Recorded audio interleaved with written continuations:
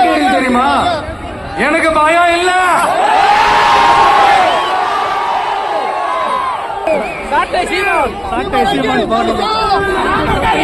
திமுக ஒரு தீய சக்தி.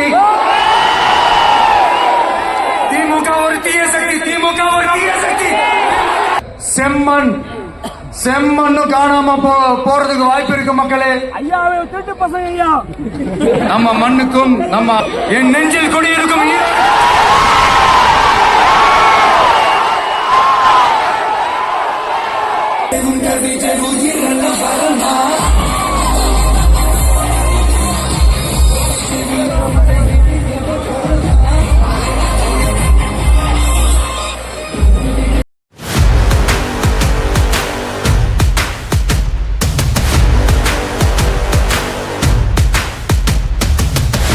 பெரியோர்களும் தாய்மார்களும் கூடி இருந்தது இந்த ஒரு நொடிக்காகத்தான். நேரில் வந்திருக்கிற சொந்த பந்தங்களே, நேரத்தில் பார்த்துக் கொண்டிருக்கக்கூடிய உலக தமிழர்களே, தமிழக வெற்றி கழகத்தினுடைய வெற்றி தலைவர் தமிழ்நாட்டின் தலையெழுத்தை மாற்றப் போகிற மந்திரம் தர்மத்தாயின் தவ புலவன் உங்கள் முன்னால் ஈரோடு மண்ணில் நம் கொள்கை தலைவர் மண்ணில் வெற்றி தலைவர் இதோ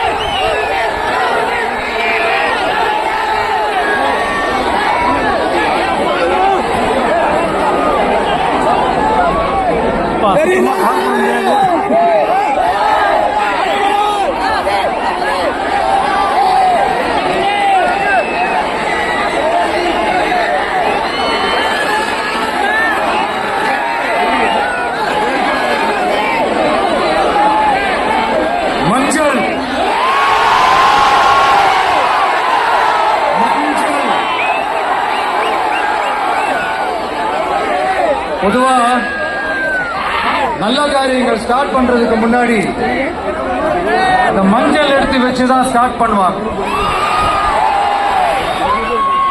நம்ம வீட்டுல கூட நம்ம அம்மா அக்கா தங்கைகள் நமக்காக நாம நல்லா இருக்கணும்ன்றதுக்காக மஞ்சள் புடவை கட்டிக்கிட்டு தான் வேண்டிக்குவாங்க.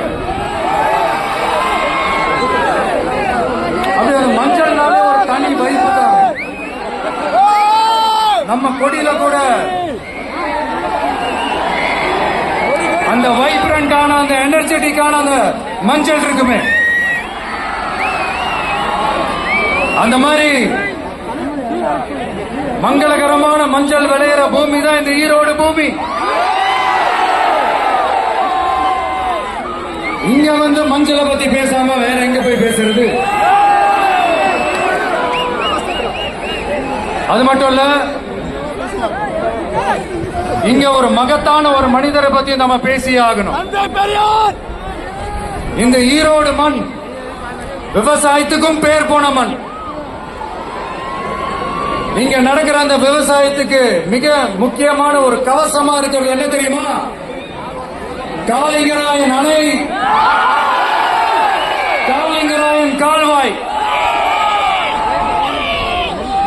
காளிங்கராயன் அணை கட்டினதுலயும் கால்வாய் வெட்டினதுலயும் உயிரான உணர்வு பூர்வமான நிறைய விஷயங்கள் இருக்கு. அப்படி அந்த ப்ராசஸ்ல அவர் அந்த அணை கட்டும் போதும் கால்வாய் வெட்டும் போதும் ரொம்ப சோர்வடைஞ்சிட்டாராம். அப்ப அவங்க அம்மா அதை பார்த்துட்டு சொன்னாங்களா, மகனே காளிங்கா, தயிர் வித்த காசு தாழ்வாரம் வரைக்கும் இருக்குது, மோர் வித்த காசு முகட வரைக்கும் இருக்குது, அதை எடுத்துக்கிட்டு போய் அணைய கட்டியா கால்வாய வெட்டியான்னு சொல்லி தைரியம் கொடுத்தாங்களாம்.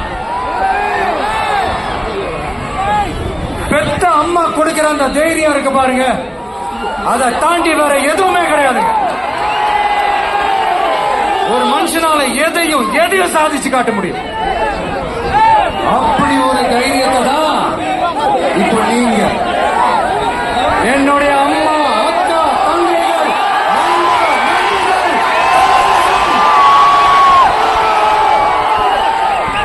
எல்லாரும் எனக்கு கொடுத்திருக்கிறீங்க. அதே தைரியத்தை, அதே துணையா என் கூட நிக்கிறீங்க. இதை எப்படி நம்ம பிரிச்சு விடலாம், இதை எப்படி நம்ம கெடுக்கலாம், என்னெல்லாம் அவதூறுகள் நம்ம விஜய் மேல சொல்லி மக்களை நம்ப வைக்கலாம், என்னெல்லாம் சூழ்ச்சிகள் நம்ம விஜய் மேல பண்ணி மக்களை நம்ப வைக்கலாம். இப்படி சூழ்ச்சிகளை மட்டுமே நம்பி குழப்பம் நடத்துற சில சூழ்ச்சிக்கார கூட்டங்கள் இதை தொடர்ந்து செஞ்சுக்கிட்டு தான் இருக்கு. ஆனா அவங்களுக்கு தெரியாது, இது இன்னைக்கு நேத்து வந்த உறவு இல்ல, கிட்டத்தட்ட 30-33 வருஷத்துக்கு மேல இருக்கிற உறவு. ஏன் நான் சினிமாவுக்கு வந்தப்போ எனக்கு வயசு 10, அப்பல இருந்த இந்த உறவு ஸ்டார்ட் ஆகி போயிட்டு இருக்கு. தெரியாம போச்சு. அதனால என்ன பண்ணாலும், நீங்க என்ன ட்ரை பண்ணாலும், எல்லாத்தையும் விட்டுட்டு மக்களுக்காக வந்திருக்கிற இந்த விஜய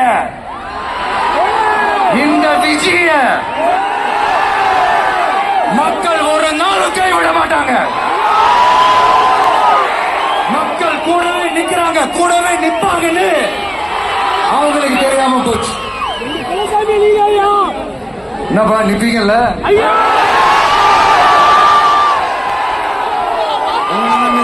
இருக்கிறேன். இந்த சத்தம் தாங்க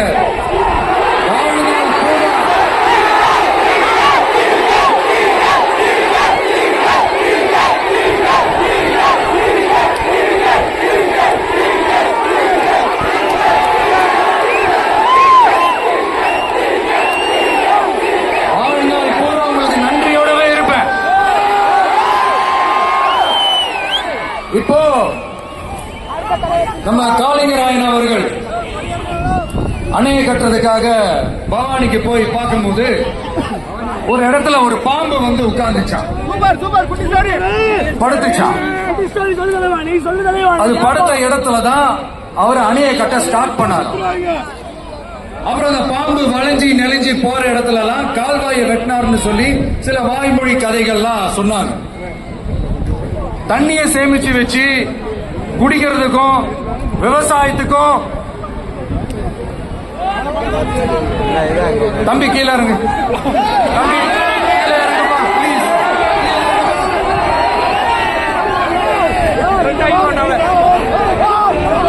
ஓகே தேங்க்யூ. கீழே கீழே இறங்குப்பா. முத்தம் கொடுப்பேன்.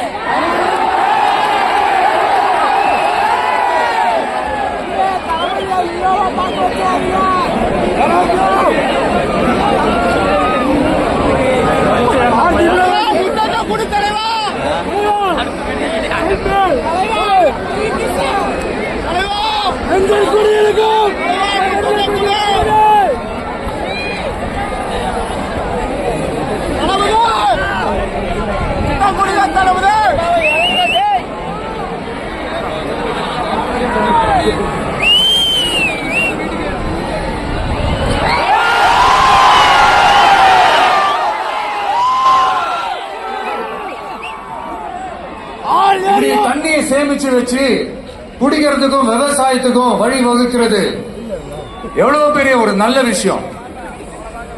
சோ இந்த மாதிரி நல்ல விஷயங்கள்லாம் செஞ்சிட்டு கதைகள் சொன்னா பரவாயில்ல, எதுவுமே செய்யாம கதைகளை மட்டும் அடிச்சு விடுறது எப்படி? அத்திக்கடவு அவிநாசி திட்டத்தை இன்னும் விரிவுபடுத்தினா அந்த 3 மாவட்டத்தில் இருக்கிற லட்சக்கணக்கான மக்களுக்கு எவ்வளவு பிரயோஜனமா இருக்கும். எத்தனையோ லட்சம் ஏக்கர் நிலங்கள்ல விவசாயம் நடத்தினா எவ்வளவு பிரயோஜனமா இருக்கும். ஏன் அதெல்லாம் பண்ண மாட்டேன்றீங்க? வள்ளுவர் கோட்டத்துக்கு காட்டுற அக்கறைய இங்க மக்கள் வாழ்வாதாரத்துல கொஞ்சம் காட்டலாம்ல, ஏன் காட்ட மாட்டேன்றீங்க? இங்க என்ன கவர்மெண்ட் நடத்துறாங்களா இல்ல கண்காட்சி நடத்துறாங்களா? இந்த 21ஆம் நூற்றாண்டிலே மக்களை பத்தி எதுவுமே யோசிக்கிறது இல்ல.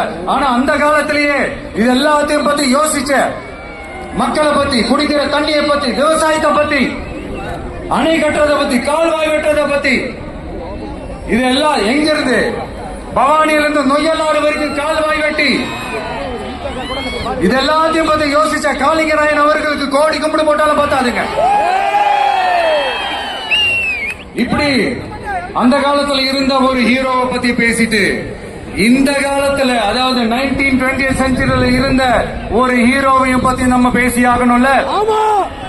ஒருத்தர் இலகிய மனம் கொண்ட ஹீரோனா இன்னொருத்தர் இரும்பு மாதிரி அயன்மேன் தான். எஸ், நம்ம ஈரோடு கடப்பாறை தான்.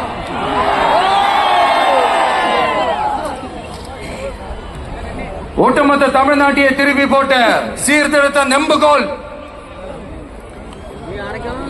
ஈரோடு மாவட்டத்தில் பிறந்த அவர்தான். இந்தியாவுக்கு இடஒதுக்கீடு சம்பந்தமான அரசியல் சட்டத்தை திருத்தறதுக்காக போராட்டம் நடத்தினவர் யாரு? நம்ம தந்தை பெரியாரு. 100 வருஷத்துக்கு முன்னாடியே வகுப்பு வாரி பிரதிநிதித்துவம் வேணும்னு கேட்டவர். அன்னைக்கும் சரி இன்னைக்கும் சரி ஒரு ஆச்சரியத்தோட பார்க்கக்கூடிய ஒரு மனிதர், நம்மளுடைய கொள்கை தலைவர். அப்ப அண்ணாவும் எம்ஜிஆரும் யாரு? பெரியார் அவர்கள் கிட்ட இருந்து எங்களுக்கு தேவையான கொள்கைகளை எடுத்துக்கிட்டோம். அவரை ஃபாலோ பண்ற, அவரை வழிகாட்டி ஏத்துக்கிட்ட அண்ணா அவர்கள் கிட்ட இருந்தோம், எம்ஜிஆர் அவர்கள் கிட்ட இருந்தோம் தேர்தல் அணுகுமுறையை எடுத்துக்கிட்டோம். அண்ணாவும் எம்ஜிஆரும் தமிழ்நாட்டோட சொத்து. அவங்கள பயன்படுத்துறத பத்தி யாரும் இங்க கம்ப்ளைண்ட் எல்லாம் பண்ண முடியாது. அண்ணா எங்களோடது, எம்ஜிஆர் என்னோடது, எங்களோடது, நீங்களா எடுத்துக்க கூடாது அப்படிலாம் யாரும் இங்க அழுதுட்டு இருக்க முடியாது சொல்லிவிட்டேன். அதனால நாங்க ஒரு வழியில அரசியல் செஞ்சுக்கிட்டு போயிட்டு இருக்கிறோம். உங்களுக்கு தான் டிவிக்கு ஒரு பொருட்டே இல்லல, அப்புறம் ஏன் கதறீங்க? அப்புறம் ஆளாளுக்கு அங்க போயிட்டு இங்க போயிட்டு புலம்பி தள்ளிக்கிட்டு இருக்கிறீங்க. இது எப்படி தெரியுமா? எனக்கு பயம் இல்ல அப்படின்னு சத்தமா சவுண்ட் விட்டுக்கிட்டு சத்தமா பாட்டு பாடிக்கிட்டு இந்த நடுங்கிக்கிட்டே சின்ன பசங்க நடந்து போவாங்க, அந்த மாதிரி இருக்கு. முதல்ல மண்டையில இருக்கிற கொண்டைய மறைங்க சார்.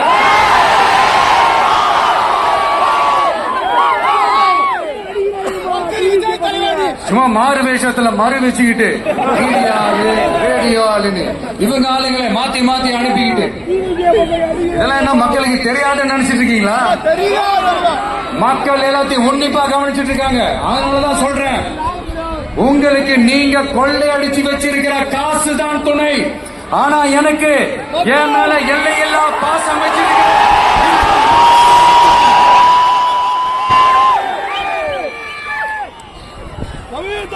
இப்படி நமக்கு துணையாயிட்டு இருக்கிற ஈரோடு மக்களுக்காக இப்போ குரல் கொடுக்கலாம் வந்திருக்கிறேன். சரி, இப்ப விஷயத்துக்கு வருவோம். பெரியார் அவர்கள் கிட்ட இருந்த அந்த செல்வாக்கையும் அந்த பதவிகளையும் அந்த பவரையும் வச்சுக்கிட்டு அவர் என்ன சொன்னார் தெரியுமா? இவ்வளவு செல்வாக்கு, இவ்வளவு பதவிகள், இவ்வளவு பவர் இருந்தோம் நான் ஒரு 5 பைசா காசு சம்பாதிச்சிருப்பேனா? எனக்கோ இல்ல என் குடும்பத்துக்கோ பட்டங்கள் வேணும், பதவி வேணும்னு ஏதாவது கேட்டிருப்பானா? இல்ல ஏதாவது லாபம் பார்த்திருப்பானா? இல்ல எதுக்காவது ஆசைப்பட்டிருப்பானா? ஆனா அவர் பேரை சொல்லிக்கிட்டு அவருடைய கொள்கையை ஃபாலோ பண்றதா சொல்லிக்கிட்டு இப்ப ஆட்சியில இருக்கிறவங்க என்னெல்லாம் செய்யறாங்கன்னு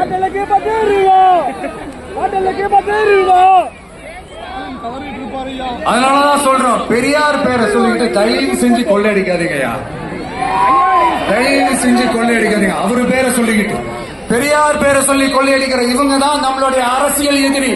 மக்களை நீங்க சொல்லுங்க, நம்மளுடைய அரசியல் எதிரி யாரு? நம்மளுடைய கொள்கை எதிரி யாரு? ரிப்பீட், நம்மளுடைய அரசியல் எதிரி யாரு? நம்மளுடைய கொள்கை எதிரி யாரு?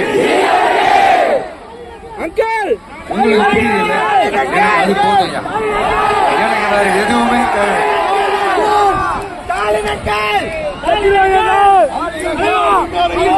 அதனாலதான்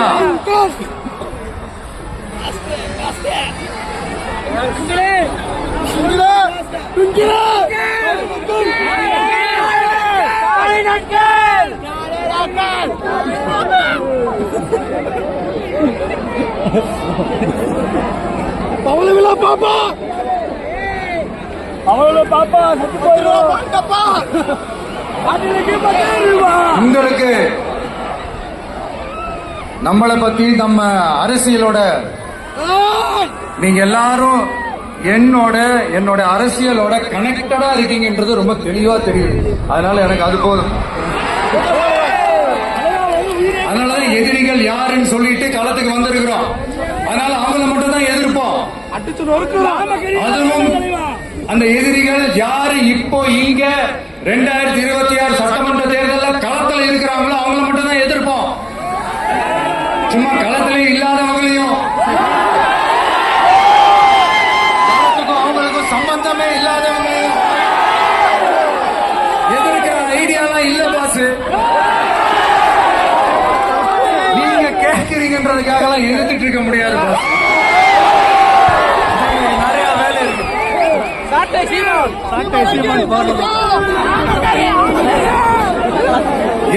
எத்தனை பொய்யான வாக்குறுதிகள். அந்த உடனே நீட்டை ரத்து செய்வோம், கல்வி கடனை ரத்து செய்வோம், கேஸ் சிலிண்டருக்கு மானியமா 100 ரூபாய் தருவோம். என்னெல்லாம் அடிச்சு விட்டுட்டு இன்னி வரைக்கும் கேக்குறேன், இதெல்லாம் சொன்னாங்களே செஞ்சாங்களா? இங்க எப்பவுமே இப்படிதான், சொல்றது ஒண்ணு செய்யறது ஒண்ணு. திமுகவும் பிரச்சனைகளும் ஃபெவிகால் போட்டு ஓட்டின ஃப்ரெண்ட்ஸ் மாதிரி ஒண்ணு பிரிக்கவே முடியாது. இப்போ ஈரோடு பகுதியில் இருக்கிற பிரச்சனையை பத்தி பேசுவோம். பெரியார் பேரை மட்டும் சொல்லிக்கிட்டு எப்படி அவரோட கொள்கைகளுக்கு எதிராக செயல்படுறாங்களோ அப்படிதான் இந்த மஞ்சள் நகரத்தோட மஞ்சளுக்கும் ஒண்ணு பண்ணல, மஞ்சள் விவசாயிகளுக்கும் ஒண்ணு பண்ணல. ஆராய்ச்சி மையம், சிறப்பு மையம்னு கோடி கோடியா டெண்டர் விட்டாங்க, பேருக்கு கட்டிடத்தை கட்டினாங்க. ஆனா உலகமே போட்டி போட்டு வாங்குற மஞ்சளை மதிப்பு கூட்டி விற்பனை செய்ய, அதாவது அதோட வேல்யூ இன்க்ரீஸ் பண்ணி நம்ம விவசாயிகளுக்கும் இந்த மாவட்ட மக்களுக்கும் நன்மை செய்ய இதுவரைக்கும் என்ன செஞ்சிருக்காங்கன்னு யோசிச்சு பார்த்தா ஒரு பெரிய ஜீரோ தான்.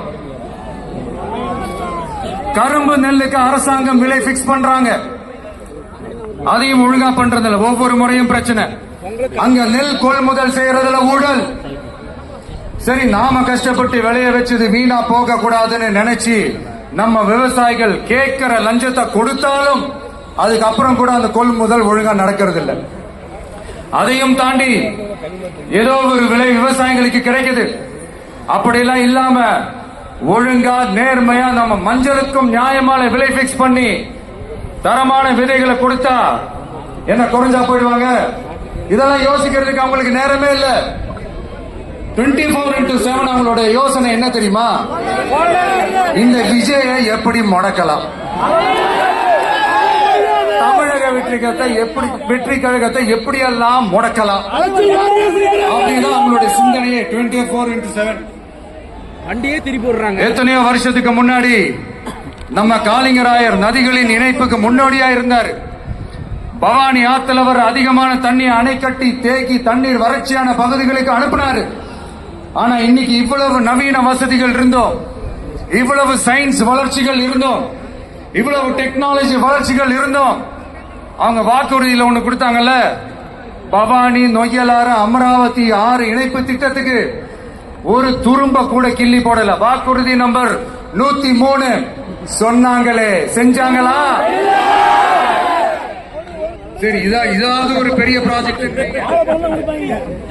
ஆறுகளை சுத்தப்படுத்த பல ஆயிரம் கோடி நிதி ஒதுக்குவோம், தமிழ்நாட்டில் உள்ள ஆறுகளை சுத்தப்படுத்துவோம்னு சொன்னாங்களே, செஞ்சாங்களா?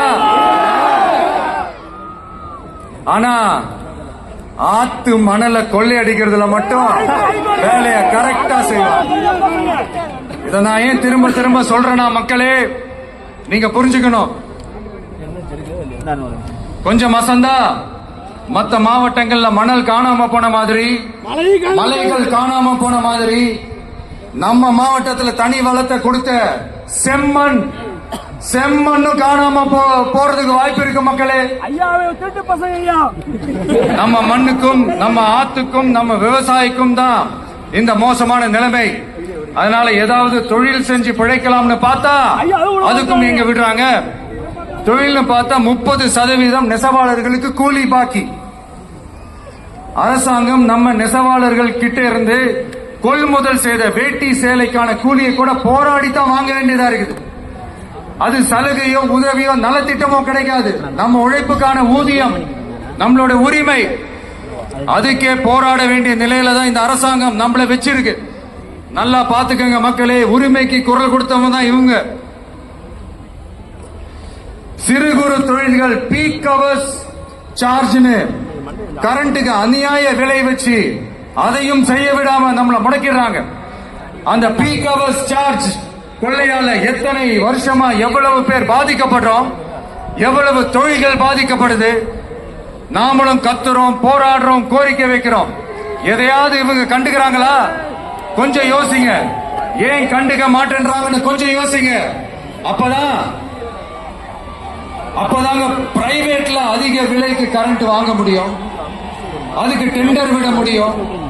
அப்படி டெண்டர் விட்ட மேட்டர்ல எல்லாம் என்ன நடக்கும்னு உங்களுக்கும் தெரியும், எனக்கும் தெரியும், நம்ம எல்லாருக்குமே தெரியும்.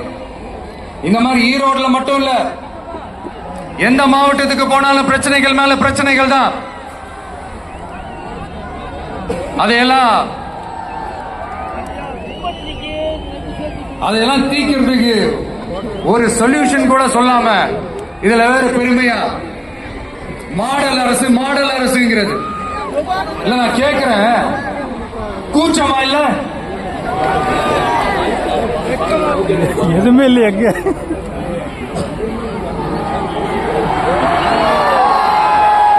இதெல்லாம் கேட்டா அப்படியே நம்ம பக்கம் யூட்டர்ன் அடிச்சு வந்துருவாங்க.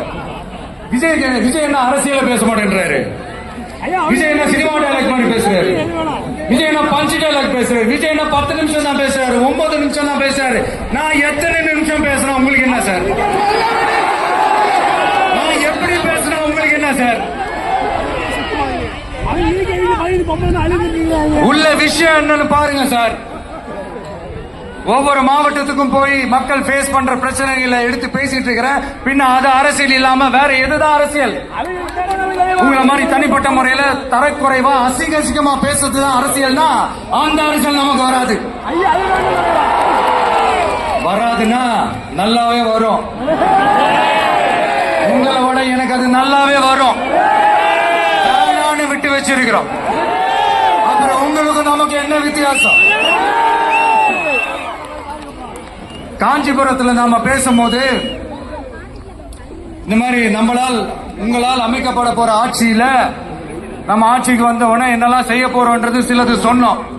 அதையெல்லாம் தப்பா புரிஞ்சுக்கிட்டு இப்போ சொல்றேன், விளக்கமா சொல்றேன். நான் சலுகைகளுக்கு எதிரானவன் கிடையாது. மக்களுக்கான சலுகைகளை இலவசம்னு சொல்லி அசிங்கப்படுத்துறதுல எனக்கு உடன்பாடு கிடையாது. மக்களுக்கு செய்யறது எப்படி இலவசம்னு சொல்றீங்க? அப்படியே செஞ்சுட்டாலும் ஓசியில போறேன்னு சொல்லி அசிங்கப்படுத்துறீங்க. என்ன கேட்கறதுக்கு ஆள் இல்லை நினைச்சீங்களா? மக்களுக்கு உடனே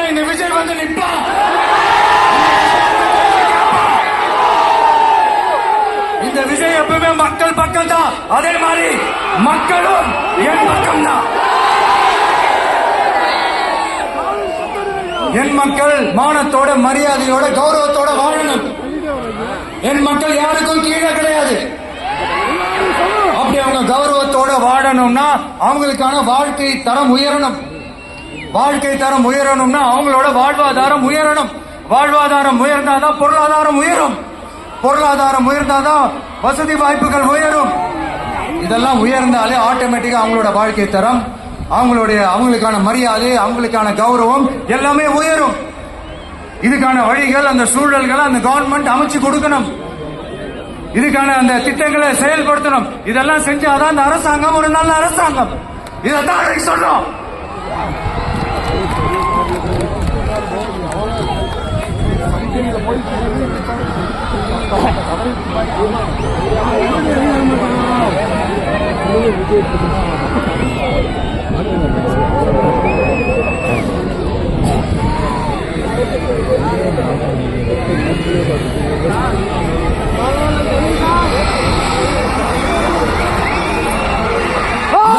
சொன்னோம் உடனே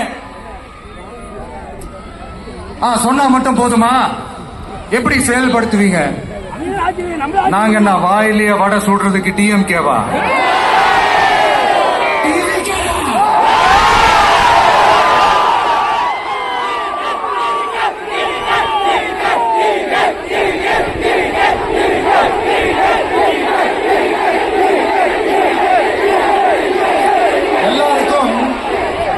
எல்லாருக்கும் நிரந்தரமான ஒரு வீடு இருக்கணும்னு சொன்னோம்.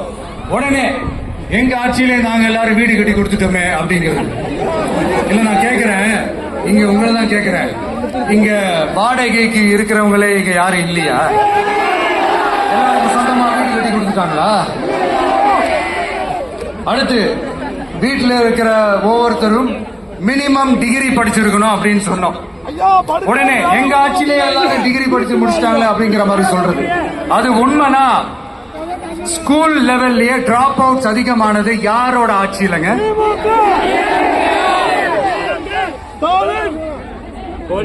பசங்க பிள்ளைங்க யாரும் ஸ்கூல்ல சேரலன்னு சொல்லிட்டு எனக்கு தெரிஞ்சு 207 கவர்மெண்ட் ஸ்கூல்ஸ் மூடினது யாரோட ஆட்சியிலங்க? இதுல கல்வியில் சிறந்த தமிழ்நாடுன்னு டிராமா. அடுத்து குடும்பத்துல ஒருத்தருக்கு நிரந்தரமான வருமானம் வரணும், வேலை வாய்ப்பு கிடைக்கணும் அப்படின்னா நாங்க கொடுக்காத வருமானமா, நாங்க கொடுக்காத வேலையா அப்படிங்கிறது. எத்தனையோ லட்சம் காலி பணியிடங்கள் நிரப்புவோம்னு வாக்குறுதி கொடுத்துட்டு ஆட்சிக்கு வந்தீங்கல்ல, எத்தனை லட்சம் காலி பணியிடங்களை நிரப்புனீங்க? அட்லீஸ்ட் 1 லட்சம் காலி பணியிடங்களாவது நிரப்புனீங்களா? இதெல்லாம் சொல்லிட்டு மக்களை ஏமாத்துறது யாரோட ஆட்சியிலங்க? அடுத்து ரொம்ப முக்கியமா, பெண்களுக்கு பாதுகாப்பு இல்ல, சட்டம் ஒழுங்கு சரியா இல்லைன்னு சொன்னா தமிழ்நாட்டில் பெண்கள் பாதுகாப்பு தான் அதிகமா இருக்குதா? நீங்க சொல்லுங்க மக்களே, பெண்கள் பாதுகாப்பு இருக்கு, சட்டம் ஒழுங்கு சரியா இருக்கு? அவங்க சொல்றது உண்மையா? அவங்க சொல்றதை நீங்க ஏத்துக்கிறீங்களா? சத்தமா கேக்குதா சார்? இதுதான் ரியாலிட்டி, இதுதான் நிஜம். நம்மளுடைய ஆட்சியில சட்டம் ஒழுங்குல சமரசமே இருக்காது. அதனாலதான் இவ்வளவு ஸ்ட்ராங்கா சொல்றோம், தைரியமா இருக்க மக்களே.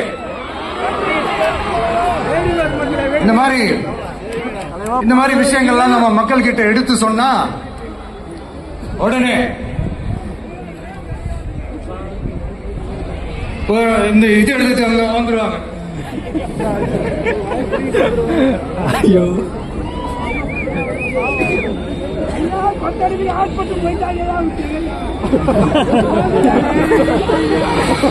இந்த மாதிரி இதெல்லாம் என்னென்ன செய்ய போறோன்றது சிலதெல்லாம் காஞ்சிபுரத்துல சொன்ன மாதிரி சொன்னா எல்லாத்தையும் தப்பா திருச்சி பேசிக்கிட்டு அவதூறு பரப்பிக்கிட்டு நான் கூட யோசிப்பேன், எம்ஜிஆர் அவர்களும் மேடம் ஜெயலலிதா மேடம் அவங்களும் ஒரே வார்த்தையில சொல்லி இந்த திமுகவை காலி பண்ணாங்கல்ல. நான் கூட யோசிப்பேன், ஏன் இவ்வளவு ஹார்ஷா பேசுறாங்க, ஏன் இவ்வளவு ஹார்ஷா அவங்கள திட்டுறாங்கன்னு யோசிச்சது உண்டு. இப்பதானே புரியுது. அவங்க ரெண்டு பேரும் சொன்னதை இப்ப நானும் ரிப்பீட் பண்றேன். திமுக ஒரு தீய சக்தி, திமுக ஒரு தீய சக்தி, திமுக ஒரு தீய சக்தி, தீய சக்தி, தீய சக்தி, தீய சக்தி. என் நெஞ்சில் குடியிருக்கும்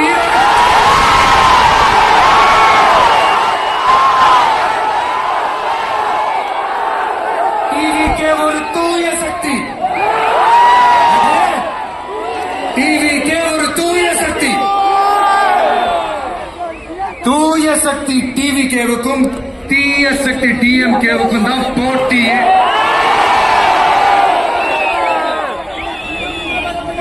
என்ன முடக்கலாம்னு நினைக்கிறீங்க, ஆனா இந்த சத்தத்தை ஒரு நாள் உங்களால முடக்க முடியும். மக்கள் விரோத திமுக அரசை வீழ்த்த மக்கள் சக்தியான நம்மளால மட்டும்தான் முடியும். அண்ணன் செங்கோட்டையன் அண்ணன் அவர்கள் நம்ம கூட வந்து சேர்ந்தது நமக்கு ஒரு மிகப்பெரிய ஒரு பலம். அந்த மாதிரி செங்கோட்டையன் அண்ணன் அவர்கள் மாதிரி இன்னும் நிறைய பேர் வந்து சேர இருக்கிறாங்க. அவங்க எல்லாருக்குமே அந்த உரிய அங்கீகாரத்தை கொடுப்போம். அது மட்டும் இல்ல, அப்புறம் இன்னொரு விஷயம் சொல்ல மறந்துட்டேன். இப்ப ரீசெண்டா ஒரு இடத்துல நம்ம சிஎம் சார் அவர்கள் பேசும்போது சொன்னாங்க, என் கேரக்டரையே புரிஞ்சுக்க மாட்டேங்கிறேன். இது சினிமா டயலாக் இல்லையா? நான் ஏதாவது பேசினா சினிமா டயலாகா? சார் பேசினா அது சினிமா டயலாக் இல்லையா? சிலப்பதிகாரத்துல இருந்து எடுத்ததா அந்த லைன். என் கேரக்டரையே புரிஞ்சுக்க மாட்டேன். உங்களை எப்படிதான் சார் புரிஞ்சுக்கிறது? எந்தெந்த விஷயத்துலாம் சார் உங்க கேரக்டர் நாங்க புரிஞ்சுக்கிறது? அதையும் நீங்களே சொல்லிட்டீங்கன்னா கொஞ்சம் நல்லா இருக்கும் சார். சட்டம் ஒழுங்குல நாடே சந்தி சிரிக்குது அதுலயா? பெண்கள் பாதுகாப்புல நாடே சந்தி சிரிக்குது அதுலயா? பொய் வாக்குறுதிகளா கொடுத்து ஏமாத்தி ஆட்சிக்கு வந்தீங்களே அதுலயா? எதுலதான் சார் உங்க கேரக்டர் நாங்க புரிஞ்சுக்கிறது? ஆனா ஒண்ணு, தமிழ்நாட்டுல ஆட்சி செய்யற நீங்களும் சரி, ஒன்றியத்துல ஆட்சி செய்யறவங்களும் சரி, நீங்க ரெண்டு பேரும் முதல்ல என்னோட கேரக்டரை புரிஞ்சுக்கணும் சார். என்னோட கேரக்டர்னு சொன்னது நம்ம மக்களோட கேரக்டர். 2026 சட்டமன்ற தேர்தலோட அந்த கேரக்டரே கொஞ்சம் வேற மாதிரி சார். அத கொஞ்சம் தயவு செஞ்சு நீங்க புரிஞ்சுக்கணும் சார். புரிஞ்சுக்கலன்னா மக்களே உங்களுக்கு புரிய வைப்பாங்க சார். கான்பிடண்டா இருங்க சார். வெற்றி நிச்சயம் சார். மீண்டும் சந்திக்கும் வரை நன்றி.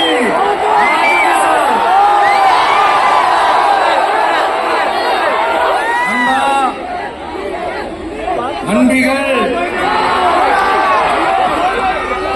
இங்க வந்து எல்லாம் வந்து பார்த்தோம், எல்லாம் நல்லபடியா நடந்தது. சேஃபா வந்துட்டு சேஃபா வீட்டுக்கு போய் போயிடுங்க. எனக்கு எல்லாத்தையும் விட நீங்க தான் எனக்கு முக்கியம்.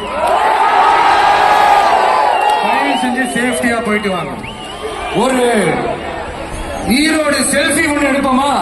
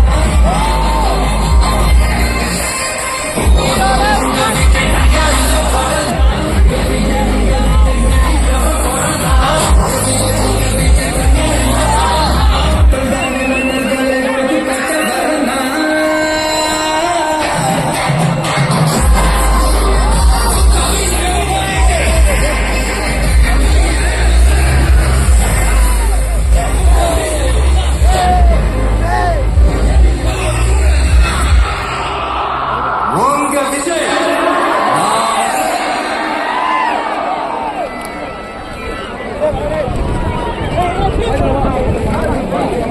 தளபதி செம்ம தீச்சுங்க. மக்கள்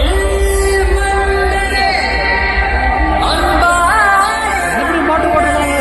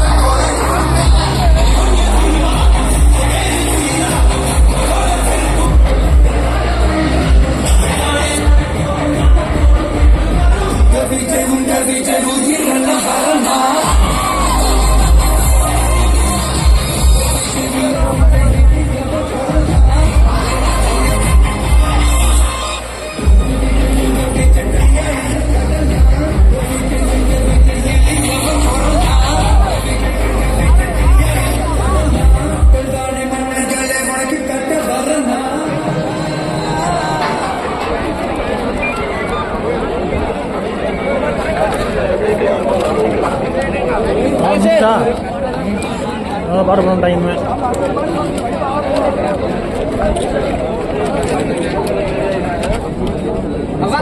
சூப்பராக முடிச்சுங்க மீட்டிங். கரெக்டாக இருக்குது. செல்ஃபியா செல்ஃபி எடுக்குங்களா அவன் சொல்ல அவங்க சொல்ல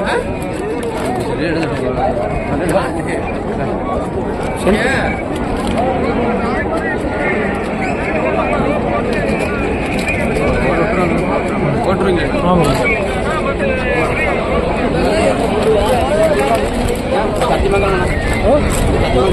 ஓகே ஓகே.